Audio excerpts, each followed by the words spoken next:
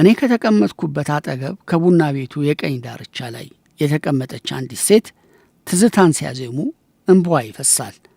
ከምትኖርበት አውስትራሊያ ከመጣች ታህሳስ ወር ጀምሮ በሳምንት 3 ቀን ከተማ የሚጫወቱበት ናይሮቢ ሆቴል ትመጣለች።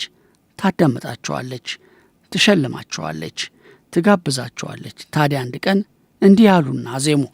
ገንዘብሽን በላሁ እየጣፈጠኝ፣ በእናትሽ በአባትሽ ስምሽን ንገሪኝ፣ የሰጠሽኝ ገንዘብ ይበቃኛል ለኔ፣ ሳመሰግን እንጂ ሳማ አልገኝ እኔ፣ አነሰና አደገ አይሉም ሀብትሽን፣ ይጠብቋል እንጂ ወንድምነትሽን ሲሉ በምሽት መዝናኛ ቤቶች ውስጥ ብዙ የሰራ ጉምቱ አዝማሪ ማን ነው ቢባል በዘመኑ በግንባር ቀደምትነት የሚጠሩት ከተማ ናቸው።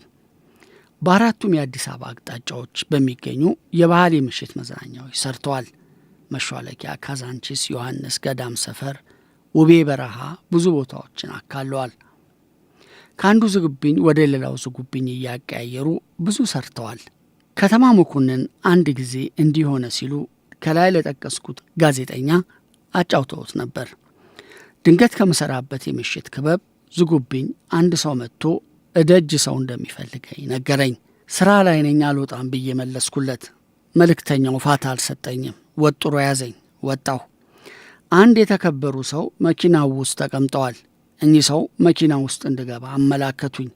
ከዚያም በአስቸኳይ ስራዬን አቋርጬ ክራሬን አንጠልጥዬ እንድመጣም አዘዙኝ። ሰዎች እኔም ብለው መጥተው እየጠበቁኝ መሆኑ ነው ነገርኩ። ይቅርታ እንዲያደርጉልኝም ተማጸንኩ። አልተደሰቱም።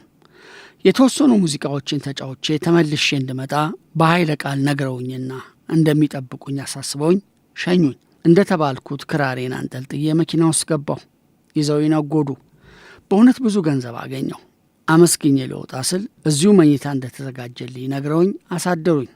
በማግስቱም እንደዚሁ ከፍ ያለ የገንዘብ ጥቅምም አገኘሁ። ነገር ግን በ3ኛው ቀንም ሊለቁኝ አልፈቀዱ። እኔም ከፋኝ። ስራ ተበደለ፣ ቤተሰብም ያስባል ብላቸው ሊሰሙኝ አልቻሉ። ታዲያ ማታ የምልከው ሰው ባጣ የምናገረው ባፍ እተቀመጥኩበት ለፋው እንደ ጠፍር ስል አዜምኩ። ይህን ግጥም እየደጋገምኩ አልኩ።